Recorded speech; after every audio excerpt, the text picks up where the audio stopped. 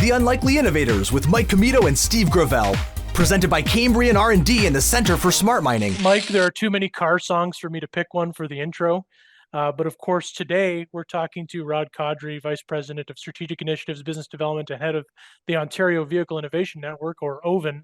And Raed is a car lover. He certainly is. And you know what? I think that episode was great. I think not even just for car lovers. I think it gives anybody who's in Ontario, I think, a sense of optimism as to where the province is going. I think obviously you and I know, what OVIN has been doing as members of the Northern Ontario Regional Technology Development Site that was just launched, this past spring.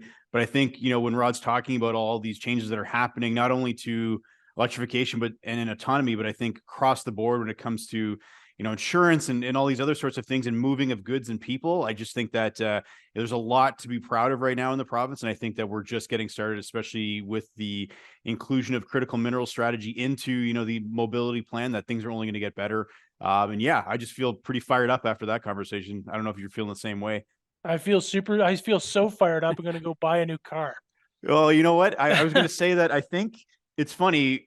When you do podcast banter, you're always looking for like the segue to the next question, and you're always constantly saying things like shifting gears. And I feel like we were pretty restrained today, that we weren't actually using, car puns? We could have gone way further into car puns. You could have been like, put the brakes on something, shifting gears, you're fueling this. But you know what? I think that we should give ourselves a pat on the back that we didn't overindulge. Even though you just did by mentioning those. Well, that's why I got it out now, right? I didn't insert it into the interview, but yeah. I'm not going to let a dad joke slip by or a pun slip by. No, for sure. But I think what I really liked is obviously the passion for automotive is not just Rod's day job. This is his whole life so far, and I think our listeners will really get the passion behind the work. So without further ado, we'll hand it over to Raed Kadri. Okay, we're back, and we're joined by Raed Kadri. Raed is the Vice President, Strategic Initiatives for OCI and head of the Ontario Vehicle Innovation Network, an initiative by the Government of Ontario to ensure Ontario's leadership in the future of the automotive and mobility sector. At the helm of OVIN, Raed drives Ontario's presence on the global stage, leading programming that supports research and development, talent development, technology acceleration, business and technical supports through testing and demonstration sites, which we'll get into in a moment. In addition to that, Raed leads province-wide coordination of activities and resources, public education, research, analysis, and thought leadership, bringing together stakeholder groups and raising awareness around the opportunities for Ontario and for its partners. Raed is cementing Ontario's leadership in the future of the automotive and mobility sector globally. And now he's joined by Mike and I on the Unlikely Innovators. Welcome, Raed. Hey, Mike, Steve, thanks for having me. Our pleasure. Thanks for coming on. So, Raed, when we have folks on, we'd like to sort of, it's almost a question of like, what did you want to be when you grew up? But it's more eloquently said, before we get to the great stuff you guys are doing at OVIN, can you talk a little bit about your journey so far to how you got here? So it's a really good question, Steve. What did I want to be when I grew up? Well, I want to be a lawyer, but I didn't really go down that path. I did take engineering though, and did a master's degree in engineering. And the way I got into this, of course, and I often say this at the beginning of any remarks or discussions, I'm from Windsor, Ontario, and Windsor, Ontario, as you know, is the capital of automotive, the traditional capital of automotive in this country. And for a community like Windsor, it's a big part of our economy. It's a big part of what goes our education, and it's also really important to the families in the community because the auto sector gives back quite a bit. Again, in terms of GDP, in terms of jobs, good paying jobs. And myself, my father is a retiree from Windsor Assembly Plant. Worked there for 30 years. I had the opportunity during school to also work there and learn hands-on a little bit about the auto sector, about how to make cars.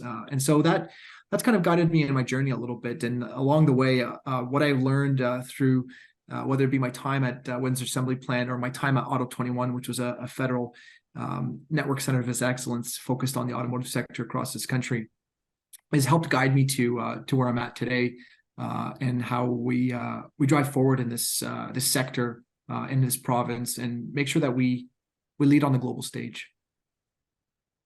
That's great. And this next question, I mean, you might have already maybe obvious now, having heard your background and what your father did, but were you into cars growing up, or was this something that just kind of, happened obviously as your evolution at OCI? But were you a gearhead, so to speak, in your younger days? Probably not so much. I mean, I like driving cars. I like nice cars. But I think it's more the latter. Like in the previous answer, it's essentially, for again, I go back for a community like Windsor, Ontario. The auto sector is the heart of that community's economy. It affects everybody. It affects families. I always say that I was raised, clothed, fed, and educated off the automotive manufacturing sector in our province and in our country. And so that really is the guidance. And oftentimes when you go to post-secondary institution, the dominant sector is what guides the education and also guides individuals that are graduating as to where they may see themselves in terms of the future in their career. And so naturally, again, being from Windsor, everything's kind of focused into the automotive sector. And that really is what shaped my career and shaped me into the direction and given me the background in the automotive sector. It just depends on where you're at. And for Windsor, Ontario, that is the dominant sector. And it's the one that, most people who graduate from the university or the college are looking at where they might enter that sector for their career.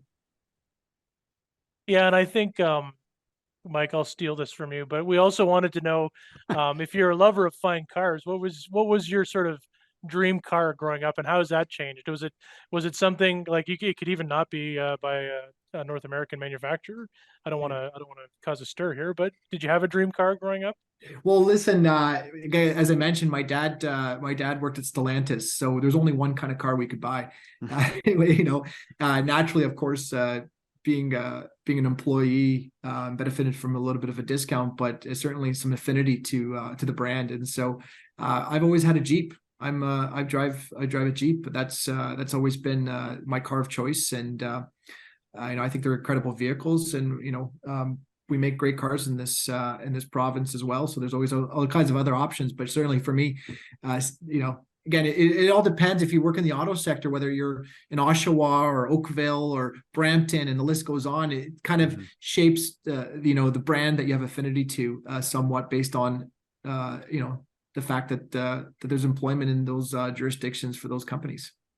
I love Jeep, and I always love that they, no matter how urban the vehicle looks, they're always give it a trail rating, even if it's a bad trail rating like the Compass. It still has that trail rating, so they can say that it's trail rated. I always like that about Jeep.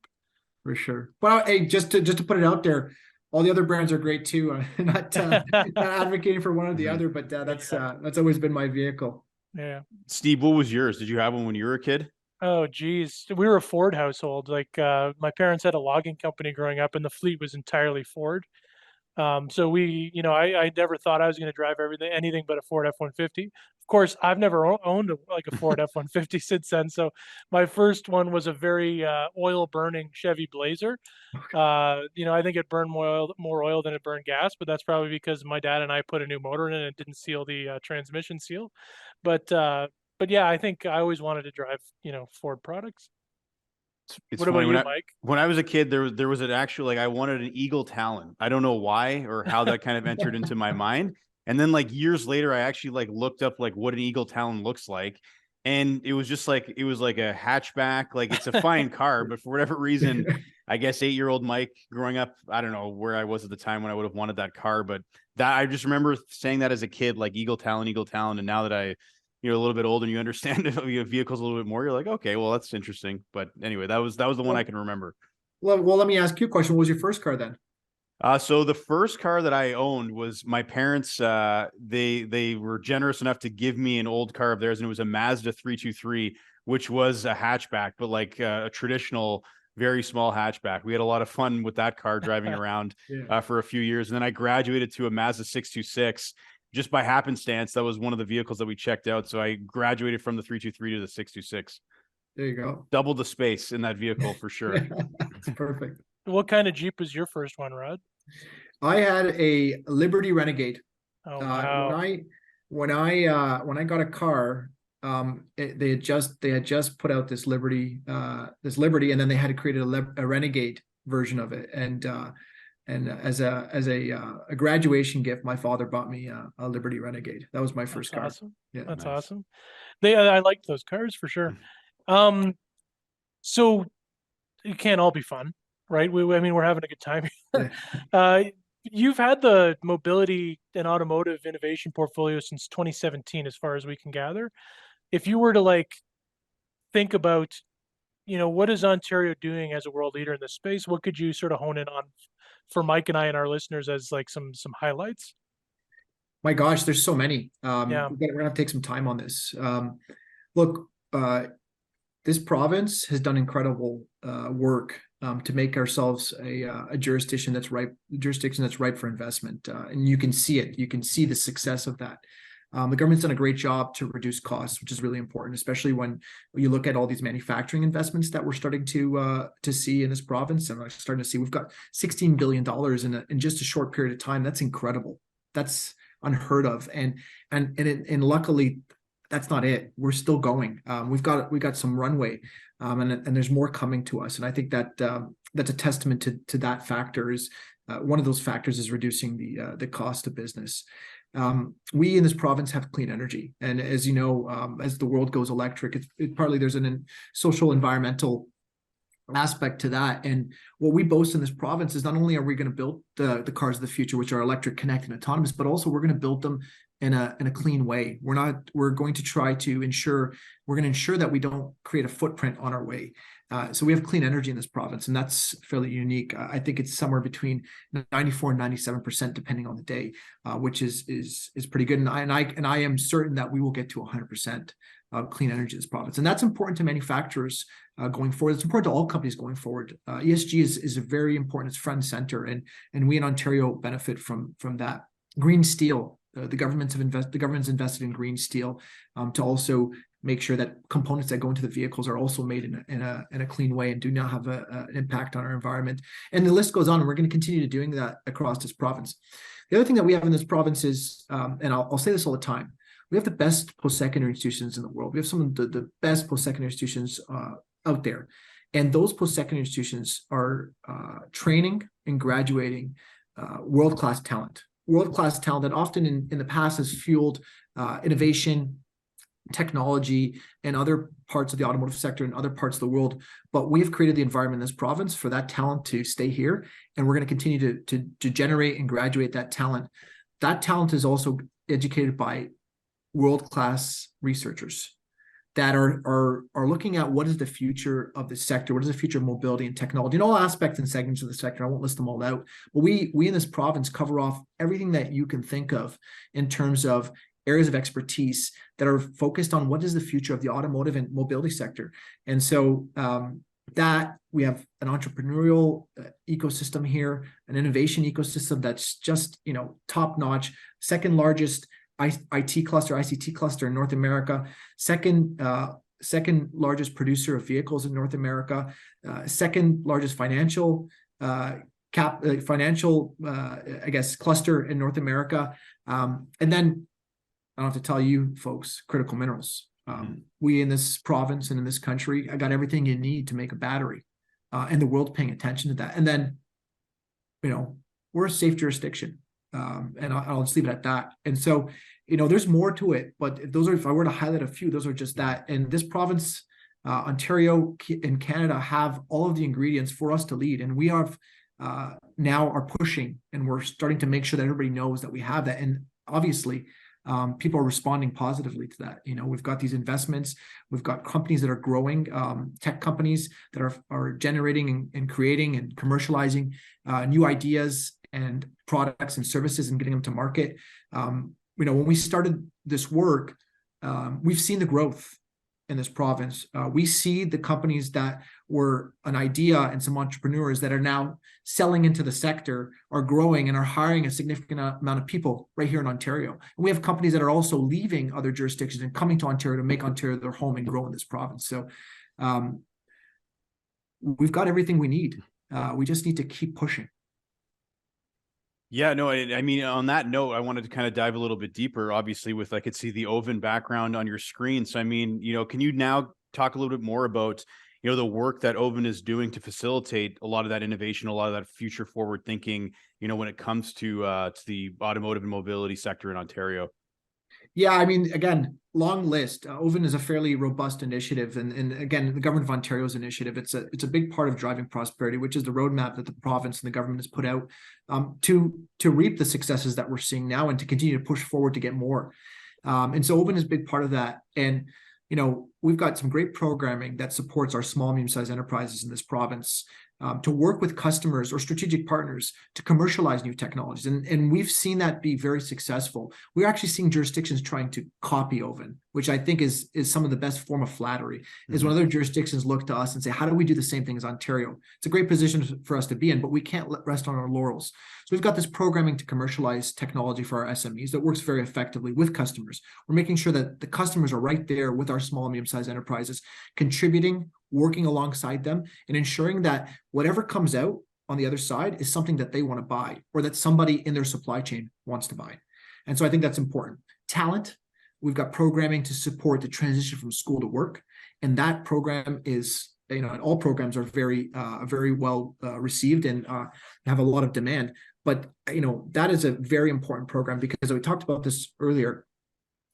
We have traditionally, our talent has fueled a lot of the growth in other parts in technology, and some of the smartest people come from our province and are supporting other jurisdictions. We're making sure that not only, and with all these investments and all this growth in OVIN, that we have the jobs here for them, but also we're making sure that we help them get into those jobs. And so that's an important program. The other one is the regional technology development site programs. What we did in this province, different than other jurisdictions, is we decided that the thesis that we put out is that if we support the commercialization of new technologies and solutions through our small, medium-sized enterprises, those companies will actually test and pilot those solutions in our province. And it's important to note that Ontario was the first Canadian jurisdiction, the first province to have pilot regulations for autonomous vehicles, automated vehicles. And that was an important position. And then there was an iteration on that. And those are informed by industry. Those are actually informed by different parts of the sector, from the OEMs to suppliers to the tech companies, and are put in such a way where they ensure that safety is a priority, but they enable innovation, and they're very well received. And so what we did was we focused on commercializing technology. We focused on the economic benefit side of the equation. But what we knew is that if we did it right, that we'd get the social and environmental benefits that come alongside with technology in this sector.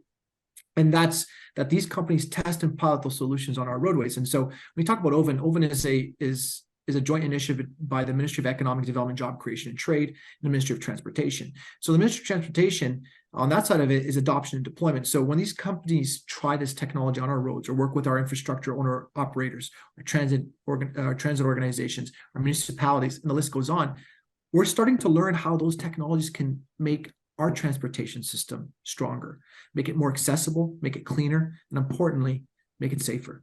And so what we did was we lined things up really good. And that's in part powered by this regional technology development site program, bringing together regional stakeholders, incubators, accelerators, colleges, universities, municipalities, and the list goes on, to pool all their resources to support entrepreneurs, innovators, and established companies to commercialize new technologies. And that's a very powerful and important piece. And what we do is we connected them across this province. So when we go about this through OVIN, it's all of Ontario. All of Ontario is a hotbed of technology, commercialization, testing, piloting, and deployments. And that's what makes us a global leader.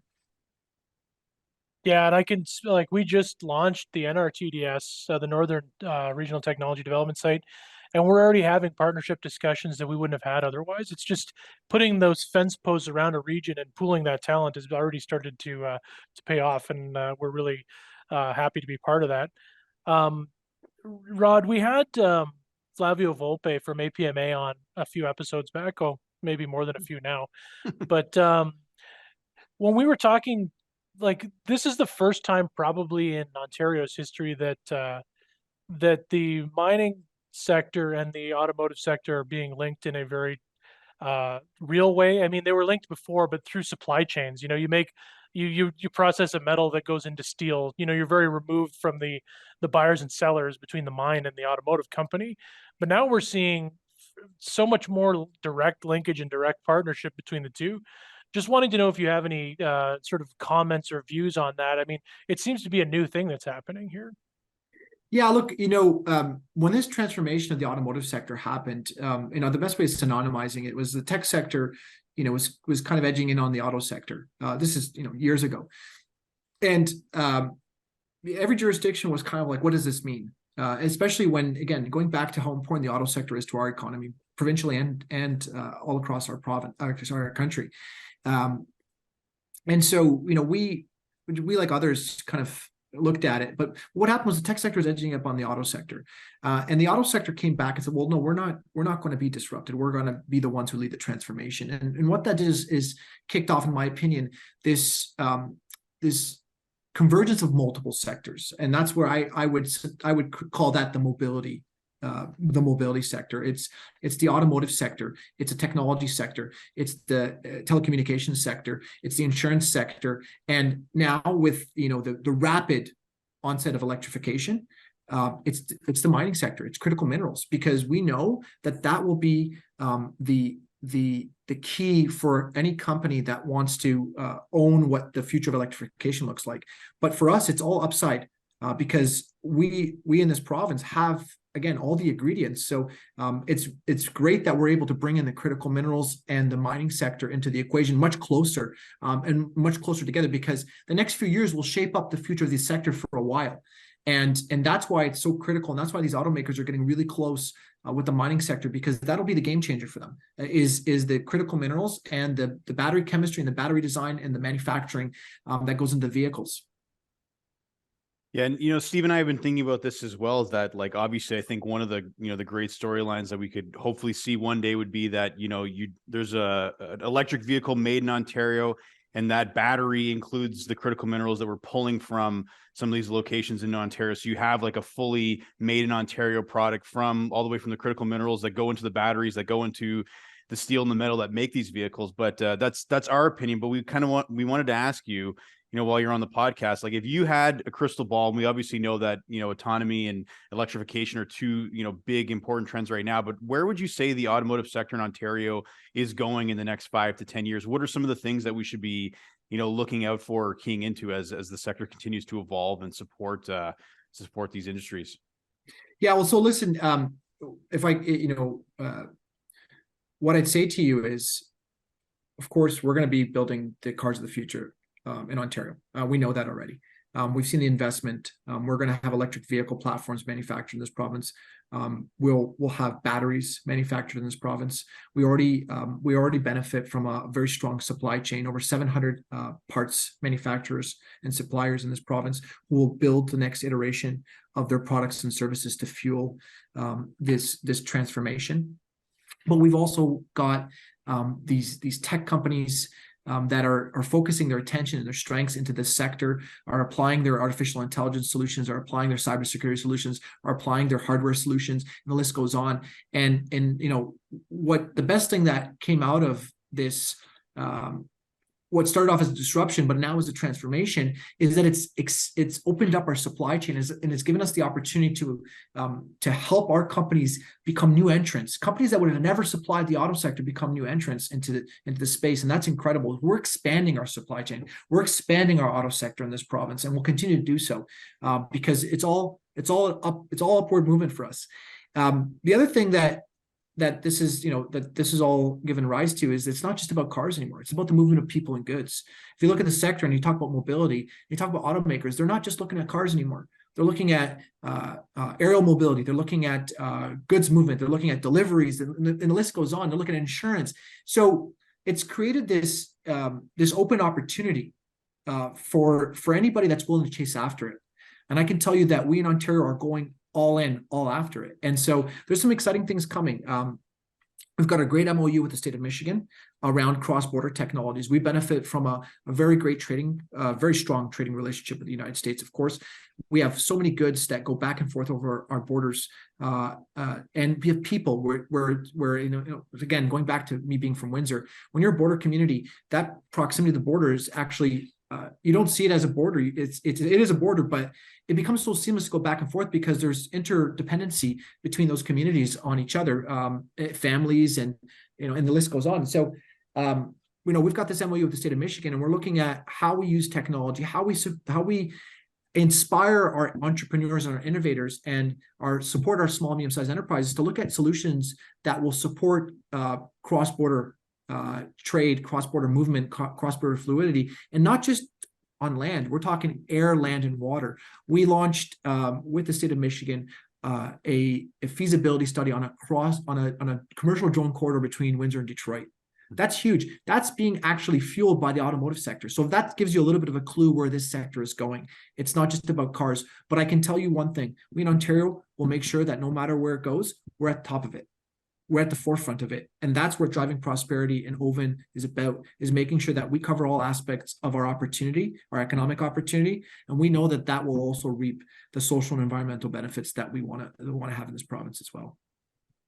That's awesome. So I guess 5 to 10 years, we're optimistic then, right? It's gonna be an exciting time. I think that we didn't talk about this ahead of time, but one of the things that sort of just jumped to my mind when we're talking about, I'll talk about what we know about, but in mining technologies, sometimes the return on the investment for a mining technology startup is a bit too nebulous for private angel investment.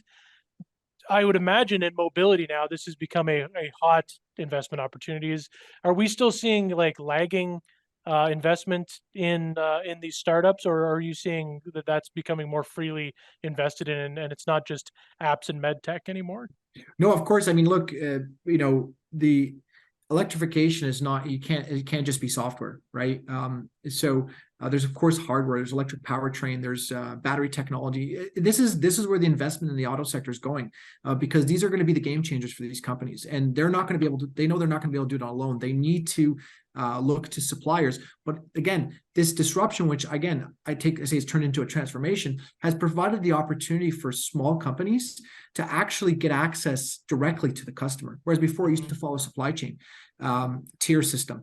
Now it's they want to talk directly to the innovators, and they want to work directly with the innovators. You look at some of these companies, they've leapfrogged their competition because they've invested in leading edge technologies powered by innovative companies, and they've left them intact and let them continue to thrive and grow. And that's what we're seeing. And so they're putting their money in. They're not buying, they're not leaving alone. They want to be a part of the equation, but they want to make sure that they let innovation thrive and let these companies grow, because they know that there's something special about the mix of what's gotten these companies to where it's at. And so they want to keep them there. So I know a really good example is we funded a project with Untether AI, which is a company out of Toronto working on chip design to power artificial intelligence. Well, we worked, they put in a proposal with General Motors, and we ended up funding them in partnership with General Motors. And the idea, of course, is they take this chip design, they work with General Motors, they adapt it to their needs, and then they become a supplier. Shortly after, GM Ventures invested in the company. And so, I mean, this is the double, triple benefits that we're getting out of us working really diligently and being very intentful about what we want to accomplish, is you see that. And so, going back to it, I haven't seen anything yet. And if anything, I think this is where everybody sees the future. Everybody wants to look for innovative companies that they can invest in, and again, nurture. I would say nurture, and we have no shortage of that in this province. That's awesome. Look, Rod, you've been super generous with your time, and I know we're coming up at a half an hour, so I just wanted to thank you. But before we let you go, another thing we kind of ask all of our guests, because every time I see you, you're in a suit, you're really busy, you're running from meeting to meeting. Insofar as you have any, what does Raed Kadri do in his spare time? Oh gosh. I am currently working on my doctorate, so that's part of what I do in my spare time, a little bit of doctoral work. And other than that, try to catch a breath, but if you were to tell me what my hobby is, it's doctoral studies right now. We'll see what it is once I'm done that, but that's what I've got going on. You know what I was going to say? Someone really has to study in real time the transformation that we're seeing, because I don't think there's too many other touchstones in history, in business history, where this is coming from. So my hope is that there's a lot of study topics in what's going on in Ontario. This is a generational change. You got it right there. It's a generational change, and we know we've got a short period of time to grab all we can of it, and we are not hesitating on that. Awesome. Mr. Fedeli is out there front and center. As you can see, working hard. He's our champion, pushing forward, and we can't lose. Yeah, that's awesome. Thanks so much, Rod, for joining us. It was great to hear your perspectives on this, and I'm sure we'll see much more from OVIN and you as this transformational change unfolds. Yeah, thank you both. It was great chatting with you. Yeah, thanks, Rod. Appreciate it. Well, Steve, we're back. We are. And I'm just now, obviously I think about all the great things that Rod had to say and all this great stuff that OVIN's doing.